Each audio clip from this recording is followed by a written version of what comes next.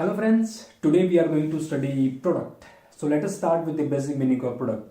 Now product means anything which we can offer to a customer like goods, services, experience, knowledge, etc. Anything which we can offer to a customer. Now in product we are going to study product labels. There are 5 different product labels. Let us study each and every product label in brief. Point number 1, that is core benefit. Core benefit means what customer is really buying. If we are going to watch a movie, then we are buying entertainment from that particular movie.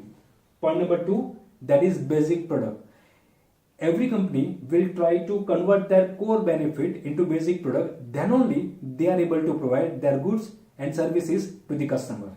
If you are going to take the examples of hotel, then basic product will be considered as room, availability of good beds, tables, refrigerator in that particular room.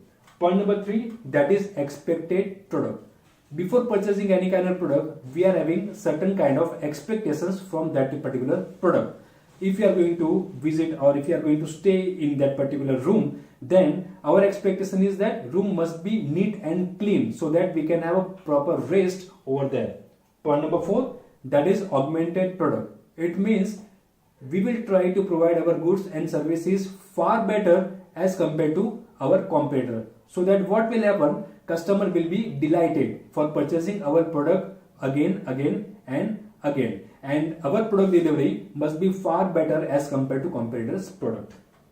Point number 5, that is potential product. Now potential product means the kind of product which is not available right now but it can be available in future. We can take the examples of flying taxi. So these are the basic meaning of product label. If you are interested in my video, then please don't forget to like my video and please subscribe to my channel so that you will get the proper updates about my future videos. Thank you.